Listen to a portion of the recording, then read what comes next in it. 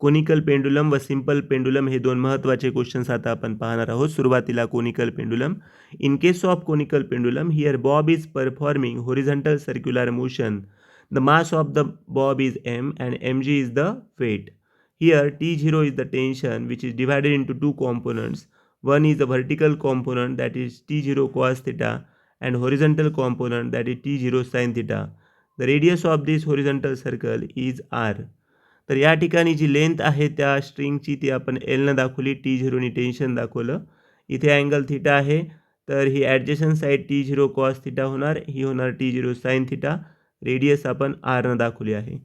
तर जेव्हा बॉब हा होरिझॉन्टल सर्क्युलर मोशन परफॉर्म करत आहे, तर सेंट्रिपिटल फोर्स जो आहे तो या ठिकाणी आपल्याला T0 sine theta is equal to M R omega स्क्वेअरनुसार भेटणार. तर एम आर ओमेगा स्क्वेअर काय आहे, या ठिकाणी आपला सेंट्रिपिटल फोर्स आहे. So T naught sine theta is equal to M R omega square. आणि जे व्हर्टिकल कॉम्पोनंट आहे आपला T0 कॉस थीटा, तो आपल्याला वेटला बॅलन्स करण्यासाठी हेल्प करणार. तर आपण या ठिकाणी लिहिणार T0 cos theta is equal to m g. So let's divide equation 1/2.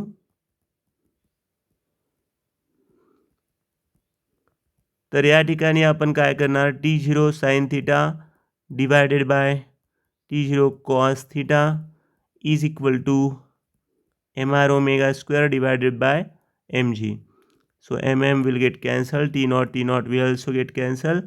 Now we have omega square is equal to g sin theta divided by r cos theta. तर या इक्वेशनवरून आपण काय केलं, omega square is equal to g sine theta upon r cos theta घेतलेला आहे. जर आपल्याला या ठिकाणी डायग्रामकडे पाहिल्यावर एक गोष्ट लक्षात आली पाहिजे की साइन थिटा काय येणार आहे, अपोजिट साईड बाय हायपोटेनियस. या थिटासाठी आपण काय करत आहोत, साइन थिटा हे अपोजिट साईड काय आहे, आर आहे, आणि हायपोटेनियस काय, एल आहे. तर sine theta is equal to r by l असल्यामुळं तुम्ही म्हणू शकता r is equal to l sine theta. म्हणून आपण या ठिकाणी इक्वेशनमध्ये लिहिणार जी साइन थिटा अपॉन त्या आरची व्हॅल्यू टाकली मी एल साइन थिटा इंटू काय आहे आता कॉस थिटा, आणि इथे काय आहे omega square. So this sine theta will get cancel. Then we have g upon l cos theta. इथं आहे ओमेगाचा स्क्वेअर. ठीक आहे. तर आपण या ठिकाणी काय करू शकतो, आता ओमेगा इज इक्वल टू, तर स्क्वेअर रूट घ्यावं लागणार आपल्याला. इथं होणार G by L cos theta, आणि ह्या ओमेगाला आपण काय लिहितो 2π/t, म्हणजेच root G by L cos theta. आपल्याला पाहिजे टी, त्यामुळे तुम्ही म्हणू शकता T/2π इज इक्वल टू या एल कॉस थिटाला वर न्या डिवायडेड बाय जी, म्हणजेच T is equal to 2π root L cos theta by G. So this is the equation for the period of conical pendulum. तर कोनिकल पेंडुलमचा जो period आहे तो आपल्याला या ठिकाणी भेटलेला आहे. तर आता आपण सिंपल पेंडुलम पाहत आहोत. सिंपल पेंडुलममध्ये आपण म्हणू शकतो एक आयडियल सिंपल पेंडुलम म्हणजे काय आहे, एक हेवी पार्टिकल आहे, तो सस्पेंडेड आहे कशाद्वारे, मासलेस इनएक्सटेन्सिबल फ्लेक्झिबल स्ट्रिंगद्वारे. जसं की या ठिकाणी पाहू शकता, या रिजिड सपोर्टला एक पेंडुलम या ठिकाणी आहे, आणि इथं एम जी जे आहे त्याचं वेट आहे एम जी कॉस थिटा, ही त्याची ॲडजस्टंट साईड. तशाच प्रकारे टी डॅश हे त्याच्यावर टेन्शन जे ॲक्ट होईल ते दाखवलं. ए पासून बीपर्यंत जे डिस्प्लेसमेंट आहे ते आपण एक्सनं दाखवलेलं आहे. इथे थिटा असल्यामुळं ही अपोजिट साईड तुम्ही एम जी साइन थिटाने दाखवणार आहात.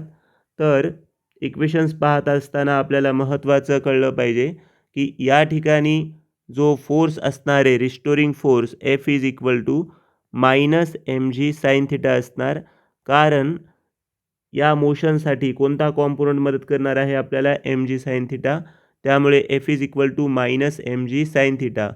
जर आपण या थिटाला, साइन थिटाला या ठिकाणी थिटाची व्हॅल्यू समजा 10 डिग्रीपेक्षा कमी कन्सिडर केली, म्हणजे थिटा जर स्मॉल असेल, if theta is very small, then we can write as sine theta. Sine theta हा आपण सिमिलर दाखवणार थिटासोबत, म्हणजे एफ इज इक्वल टू काय येणार, मायनस एम जी थिटा आणि हे जे थीटा आहे, जे अँग्युलर डिस्प्लेसमेंट आहे, ते आपण घेऊ शकतो अर्क लेंथ बाय रेडियस. म्हणजे थीटाची व्हॅल्यू आपण या ठिकाणी काय केली आहे, थीटाची व्हॅल्यू आपण पुट केली आहे x/l. ठीक आहे. तर ही इक्वेशन नंबर आपली 1 झाली. तर force is equal to mass into acceleration हा आपल्याला लॉ माहीत आहे. त्यामुळे आपण काय करू शकतो, फ्रॉम 1 अँड 2 म्हणू शकतो. From equation 1 and 2 mass into acceleration is equal to minus mg/x/l. तर हे मास कॅन्सल झालं. तर a/x म्हणजे acceleration per unit displacement is equal to minus g/l आलेलं आहे. हे मायनस कशामुळं आलेलं आहे, डायरेक्शनमुळं. जर इन केस ऑफ मॅग्निट्यूड जर पाहिलं तुम्ही, तर याला फक्त काय घेणार आपण, प्लस घेणार. तर म्हणून मी इथं लिहित आहे in magnitude you can write this as acceleration per unit displacement is equal to g/l. तर हे आपण या ठिकाणी दाखवलेलं आहे. आपल्याकडे पिरियडचा फॉर्म्युला आहे. पिरियड कशाने दाखवतो आपण, टीने. त्यामुळे मी इथं लिहिणार टी इज इक्वल टू 2π/ओमेगा. जर तुम्ही 2π ला 2π लिहिलं तर ओमेगाला आपण काय लिहू शकतो, ओमेगा म्हणजेच काय म्हणू शकतो आपण, ॲक्सेलरेशन पर युनिट डिस्प्लेसमेंट. ओमेगालाच आपण काय म्हणालो, ॲक्सेलरेशन पर युनिट डिस्प्लेसमेंट. टीला टी लिहिलं, 2π ला 2π लिहिलं आपण. आणि जे ॲक्सेलरेशन पर युनिट डिस्प्लेसमेंट आत्ताच आपण काढलं होतं, त्याची व्हॅल्यू आहे g/l. त्याच्यामुळं आपण इथं लिहिणार g/l. तर T is equal to 2π√l/g. तर ही इक्वेशन आपली कशाची आहे, पिरियड ऑफ सिम्पल पेंडुलम. तर टी इज इक्वल टू काय म्हणणार आपण, 2π√l/g.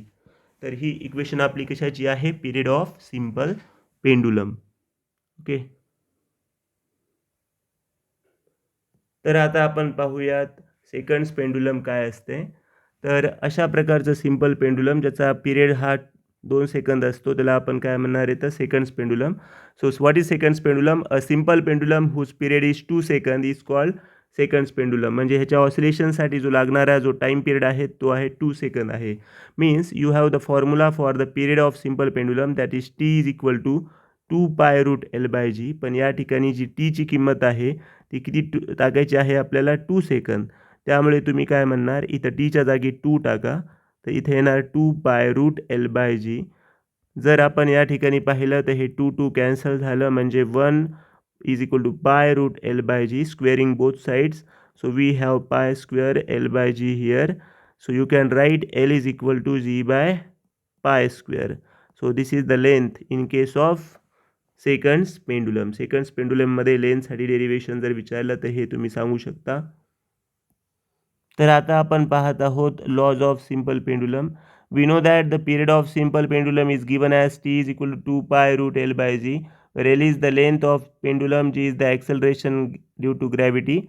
So here the first law is the law of length. जो पहिला लॉ आपण पाहिलो तो आहे लॉ ऑफ लेंथ. या ठिकाणी महत्त्वाचं तुम्हाला आहे की जे पिरियड आहे टीचं आणि एलचं रिलेशन कसं आहे, T is directly proportional to square root of length. So you can say that the period of simple pendulum is directly proportional to square root of length.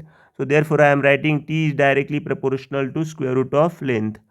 तर वर्डिंगमध्ये पण तुम्हाला लिहायचं आहे आणि खाली ही इक्वेशन टाकायची आहे. Similarly you have to write the second law, law of acceleration due to gravity. Law of acceleration due to gravity.